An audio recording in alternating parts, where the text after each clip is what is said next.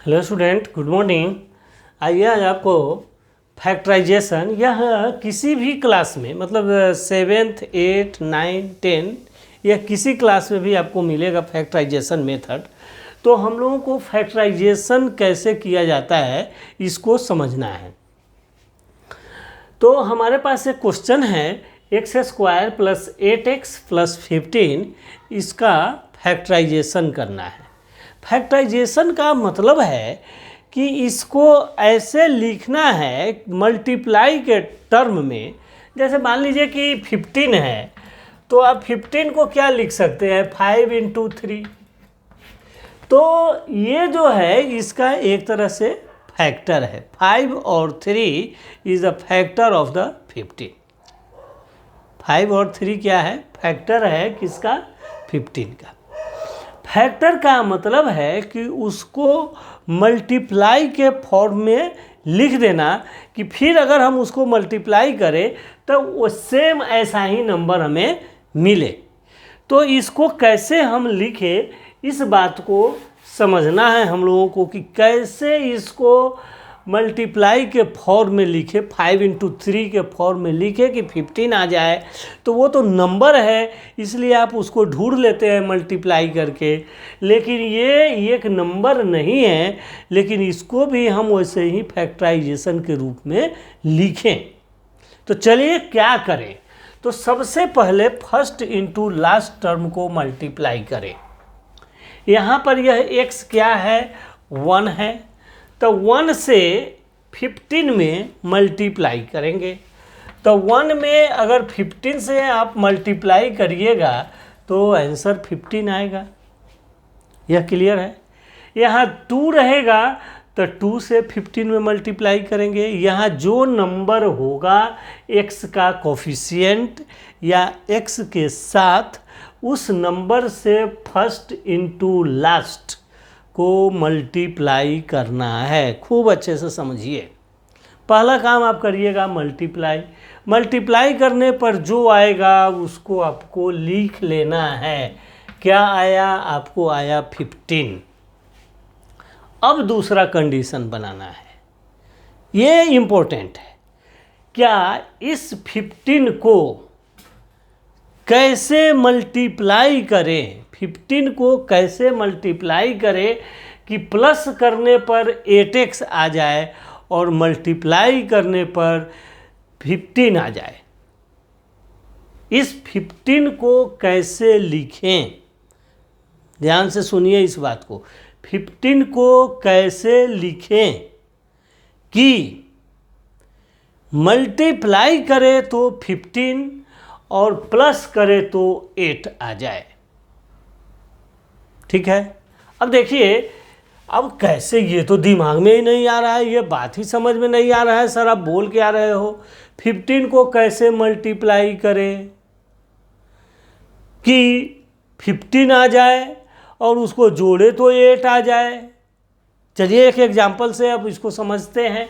जैसे इस 15 को आप 1 × 15 कह सकते हैं। इसको क्या लिखेंगे? 15। इस दोनों को अगर आप जोड़ेंगे यानी 1 + 15 तो क्या हो जाता है? 16।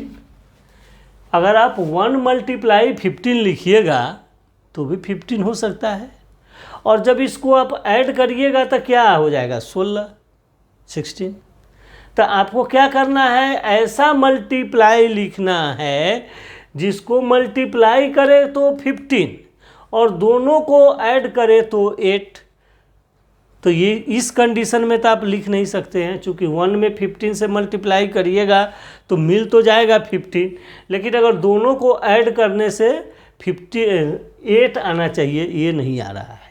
दूसरा कंडीशन पर आते हैं। 2 में किसी से भी आप मल्टीप्लाई करिएगा तो 15 नहीं मिलेगा, क्योंकि 2 के टेबल में 15 नहीं आता है। तो चलिए 2 से नहीं करेंगे, फिर सर 3 से करते हैं। 3 में अगर 5 से मल्टीप्लाई किया जाए तो ये भी आता है 15। 3 में अगर 5 से मल्टीप्लाई किया जाए तो आएगा 15।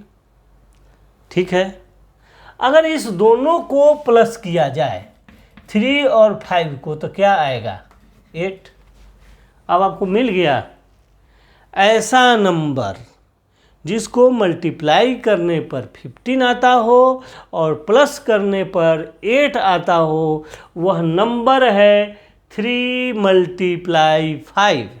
यानी 3 और 5 को अगर हम मल्टीप्लाई करें तो मल्टीप्लाई करने से 15 आता है और जब उसको ऐड करते हैं तो यह 8 आता है। हेलो, ध्यान से सुनिए, बहुत अच्छा बात समझा रहे हैं, इसी बात को समझ लेना है। आज धीरे धीरे आप समझ जाइएगा। तो अब हम इसको क्या लिखेंगे, एक को लिखेंगे 3 और एक को 5। तो हम नीचे क्या लिखेंगे, x² + 3x + 5x + 15। ये 3 के साथ x लगा देना है, इस 5 के साथ x लगा देना है। चूँकि ये दोनों ऐड होगा तभी 8x होगा और यह 15 का 15 हो गया। अब 2 का पेयर बना देना है आपको। हेलो, ध्यान से सुनिए सुनिए सुनिए, क्या करेंगे, 2 का पेयर बना देंगे। तो ये पेयर बना दिए तो क्या हो गया, अब दोनों का पेयर में कॉमन लेना है। कॉमन आपको आता होगा, नहीं आता है तो फिर यहाँ कोशिश करिए समझने का। इस दोनों में क्या है, इस दोनों में वेरिएबल क्या है, वेरिएबल दोनों में x और इसमें 2x और इसमें 1x है। तो हम एक कॉमन ले सकते हैं x, क्योंकि इसके पास भी x है और इसके पास भी x है। तो हम x कॉमन लिया तो इसके पास 2 था तो 1 बच गया। इसके पास क्या है, x तो कॉमन ले लिया तो 3 बच गया। देखिए यहाँ पर कॉमन समझिए, फिर से समझिए, यहाँ 2x है, यहाँ 1x है। इसका मतलब है दोनों में 1 है, तो 1x को कॉमन लेना है, यहाँ लिखना है। और बाकी जो है डिजिट है, तो डिजिट क्या है, 1 इसके पास है, 3 इसके पास है, तो 1 तो कॉमन नहीं लेते हैं, बाकी कोई नंबर आप कॉमन ले सकते हैं जिसका टेबल आता हो। ये टेबल में नहीं आता, इसलिए हम 1 कॉमन नहीं लेंगे। अगर आप 1 कॉमन लीजिएगा तो भी यहाँ पर 1 रहेगा, यहाँ 3 ही आएगा, इसलिए 1 कॉमन नहीं लिया जाता। नंबर दूसरा कोई आप यहाँ कॉमन नहीं ले सकते। चलिए आप इसमें समझ जाइएगा नंबर कैसे कॉमन लेते हैं। तो ये बच गया x + 3। अब यहाँ देखिए आप क्या कॉमन ले सकते हैं, इस दोनों पेयर में, इस दोनों पेयर में इसमें x है तो इसमें x नहीं है, तो आप x कॉमन नहीं लीजिएगा। इसमें 5 है, इसमें 15 है, इसका मतलब है नंबर कॉमन लिया जा सकता है। क्यों? क्योंकि 5 का टेबल अगर आप पढ़िएगा तो यह 5 है और यह 15 है। कॉमन का मतलब है कि कोई ऐसा नंबर लेना जो टेबल में आता हो।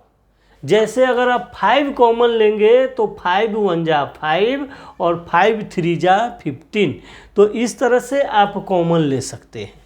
इसका मतलब है कि यहाँ पर हम 5 कॉमन लेंगे तो क्या बचेगा, 1 बचेगा और x बचेगा। चूँकि x तो है, x तो आपने कॉमन लिया नहीं, तो 1x और प्लस क्या बचेगा यहाँ पर, 5 × 3 = 15।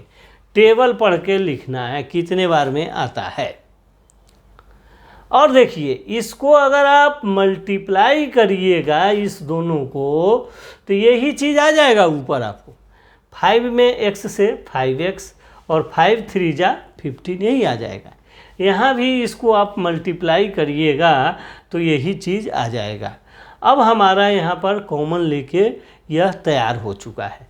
अब आप क्या करिएगा, x + 3 और x + 3 देखिए दोनों में बराबर है, इस दोनों के बदला 1 आप लिख सकते हैं और यह दोनों को अलग अलग लिख दीजिए, इस जगह x + 5।